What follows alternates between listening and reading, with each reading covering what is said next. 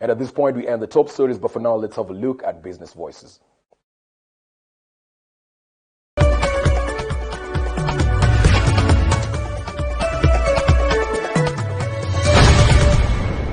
Like any industry, and we've seen others where we've been involved, it takes time to get a buy-in around some of these new initiatives.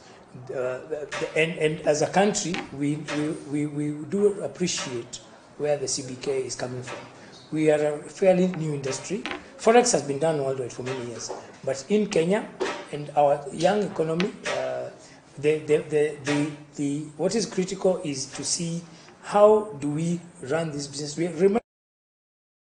All right, let's now jump into the business news. The Kenya Association of Music Producers (CAMP) has announced its scientific royalty distribution of the year 2019 under the chairmanship of Anthony Karani.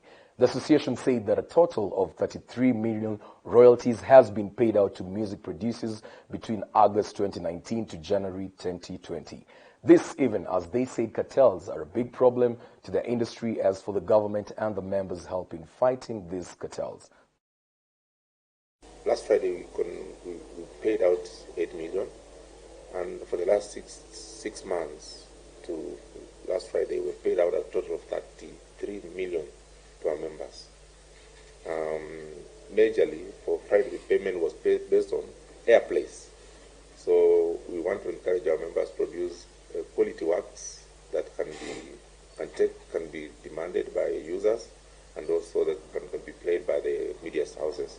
So majorly, those who got more on Friday are those whose music is playing on radio, and we have a mechanism of monitoring this music, so that the more your music plays, the more you're paid. So the only encouragement as we move in the future, the government is encouraging that we pay 60% of those payments based on airplay. Last December, I think we paid a general distribution, which favors how much production you make. And it's also to encourage our members to produce more music. This sector has the capacity to deal with more than 60% of employment in this country. However, I think there's a mismatch in commitment from the side of the government in this area. Cartels is a major problem in the music industry. These cartels, they need to be unmasked, and once they are unmasked, they will shy off. There is a lot of money which belongs to members, but they don't end up in members' pockets. That money goes to cartels. That's definitely some good news for the creatives in the music industry, and I hope 2020 will be a beautiful year for them. Moving on, 24 new companies are expected to be listed in the Nairobi Stock Exchange from the entertainment, media, travel, beverages, and even steel manufacturing sectors from the platform called Ibuka. The NSE partnered with Shenzhen Stock Exchange in China last year, allowing Kenyan firms on Ibuka to pitch Chinese investors for capital through Shenzhen's VNext Connect platform. Let's have a look. Kenya's Nairobi Securities Exchange expects the removal of a cap on commercial lending rates to spur stocks trading, lifting valuations and attracting new listings, its chief executive said on Monday, January the 13th. NSE CEO Geoffrey Odundo thinks it's a move that would see investors potentially shift from fixed income into stocks, boosting valuations and prospects for new listings. We provide a more affordable opportunity for raising money because banks now can actually have got a free opportunity to lend at new rates that they desire, and so investors are likely to look at equity as an alternative to tap into or to raise capital to run their businesses. The government removed the cap last November, fueling a rally in bank shares that helped the market finish the year as one of the best performers on the continent. The NSE partnered with the Shenzhen Stock Exchange in China last year, allowing Kenyan firms on Ibuka to pitch Chinese investors for capital through Shenzhen's 5th Generation Connect platform, Odundo said. We also went into partnership with the Shenzhen Stock Exchange. And Shenzhen ran a capital raising platform called VNext, where they showcase opportunities for companies that are in incubation to investors in China. So we have signed an MOU with VNext towards how the Kenyan companies on Ibuka can actually be enrolled onto that platform and also see if they can raise money from the Chinese market.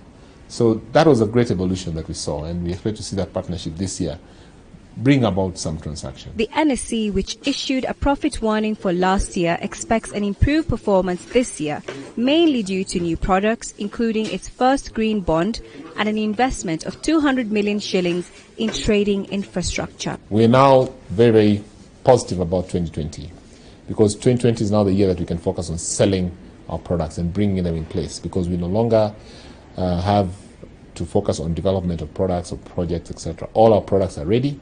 It's about increasing the level of interest. Definitely more and more good news coming out of the business world today. I hope it will continue in the same manner. Moving on, Lani Adoye is the brains behind Studio Lani, a Nigerian product and interior design company that also creates its own line of furniture and household accessories that she says is inspired by traditional and modern Africa. Take a look. Lani Adoye is putting finishing touches on a sculpture at a studio in Lagos.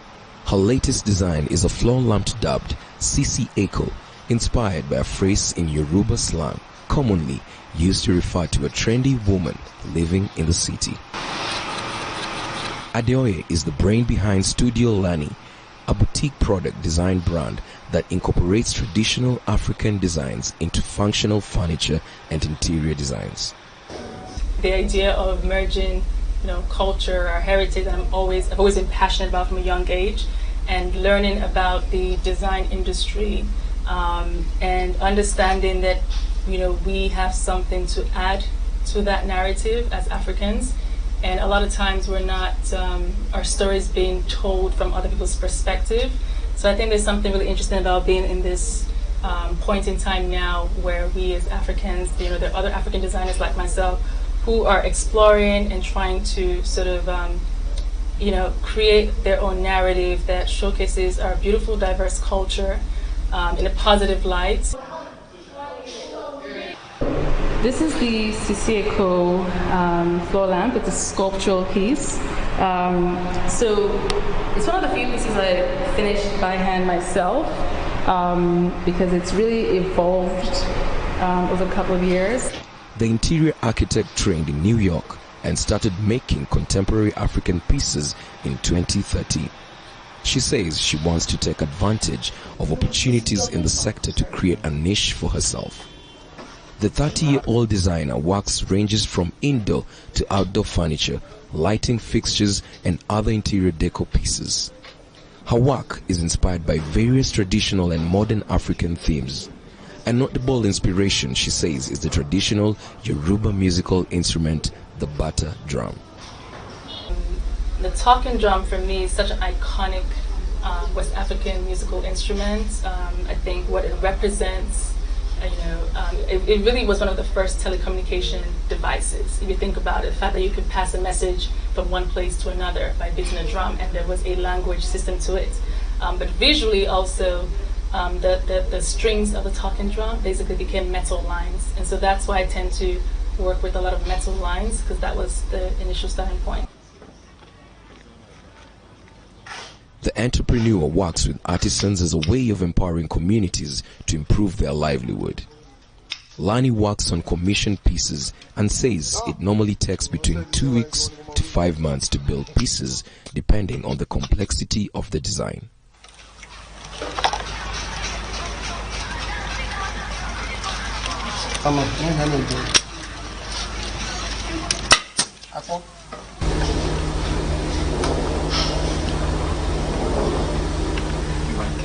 Lani creates computer designs for her pieces to help with precision.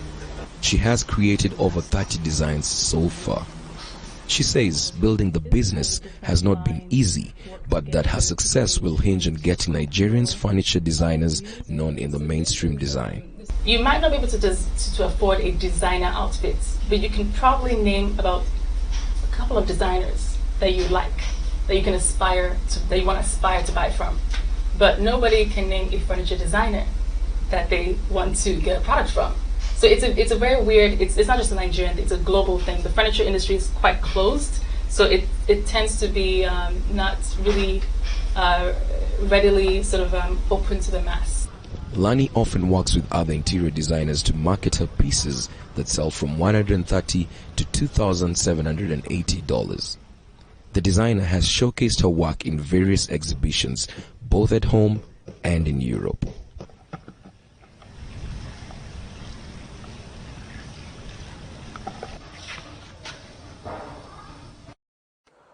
Well, that's what we had for you on the business news. But just before we go into the break, there's a developing story, a news story that just came in about an hour or two ago with regards to KRA's posting of own workers to tax cheat companies. And I'd just love to read a small extract from an article that I was going through. The Kenya Revenue Authority will set up the forcible posting of its staff to businesses owned by high-profile tax cheats in what promises to be the boldest crackdown on the high net worth persons. The taxman has compiled a list of companies and wealthy individuals labeled high-risk tax debtors and will deploy its employees to sit the accounts departments of the firms to recover unpaid taxes. It is a bold move by the KRA, but yeah, anything they can do to ensure people are paying taxes, I believe, is a good move for the nation. At this point, we'd love to take a short break, but don't go away. When we get back, we'll have my colleague Lucy, who was down in the coast a month ago or a couple of days ago, and she had an interaction with a lady who does certain businesses in that part of the area. You'll listen in and get more information at that. But I'd also love to sign out because I won't be coming back to do that. I was your host for today, Alan Owin. Until next time, do have a lovely afternoon.